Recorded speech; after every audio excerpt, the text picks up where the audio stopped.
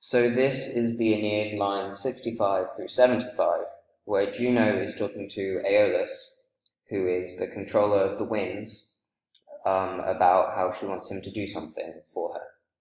So let's start. Aeole namque tibi divom pater, atque hominum rex et mocere dedit, fluctus et tollere venta. So Aeole, to start off with, is vocative because she is talking directly to Aeolus. And so, Aeolus, for the father of the gods and the king of men, gave to you both the power to, which is understood, so both to soothe the waves and to raise them up with wind. So in total, that is Aeolus, for the father of the gods and king of men, granted to you both to soothe the waves and to raise them with wind, and the power to do so is understood. And if you notice, I said both and here for the two ets, the et, and that's important because if you don't translate that, it's not entirely accurate. So, gens inimica mihi Tyrrhenum navigat aequor Ilium in Italiam portans victosque penatas.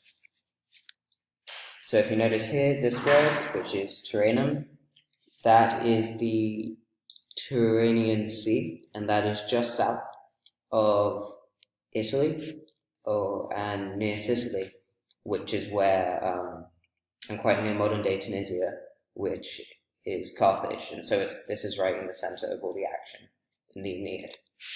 So, gens inimica, which is the unfriendly or the enemy people, to me, sail the Tyrrhenum Sea, and now we got to sail the Tyrrhenum Sea, carrying household gods, which is Penates, and conquered Trojans, which is the Ilium victosque, to Italy. So the unfriendly people to me sailed the Tyrrhenian Sea, carrying household gods and conquered Trojans to Italy. Incute vim ventis submersasque obrue pupes, aut age diversos et disiique corpora conto. So incute and obrue are both imperatives, and they modify Aeole, which is earlier, but it's still in effect here. So, strike violence into the winds and crush their sunken ships, or drive them all over and scatter their bodies on the sea. And so this here, if you notice, this is Juno still speaking, and she's saying, crush their sunken ships. So she's understanding that this has already happened, that their ships are sunken, but he still wants them to crush the ships, and that is called prolapsis, where something has already happened. So like an anticipation. So, and also vim ventis, that is an example of alliteration, and pupes here, this literally means the sterns of the ships, but here it means the entire ships because it's synecdoche, where a part of something means the whole. And so, sunt mihi bis septem praestanti corpore nymphae, quorum quae forma pulcherrima deopea. So, there are to me, sunt mihi, bis septem, which means twice 7, which just literally means 14, but here it's translated as twice 7.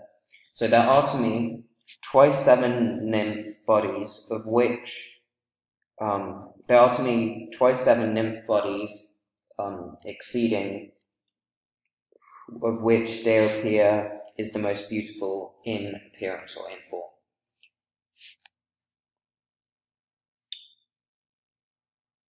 And so the mihi here is a dative of possession, and the quorum and quae, those are relative pronouns. And forma is the ablative of specification, because it's saying Deopeia is the most beautiful in form. It's like giving you some more information there. So in total, there are to me twice seven superior nymph bodies, of which Deopeia is the most beautiful in appearance.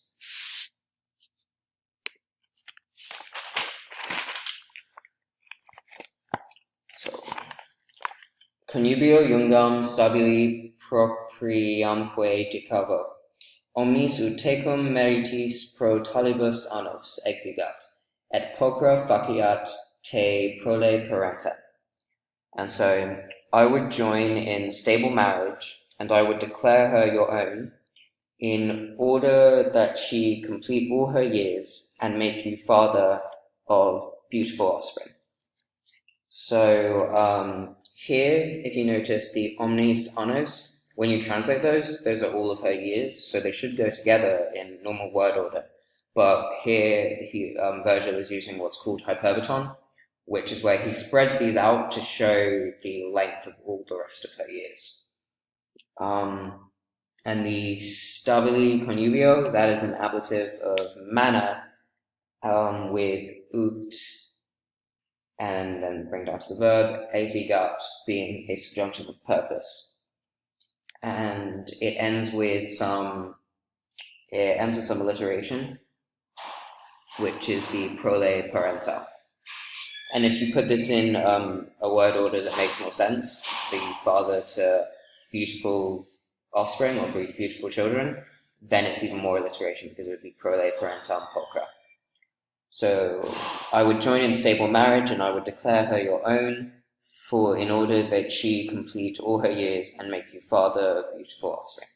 So yeah, that's it.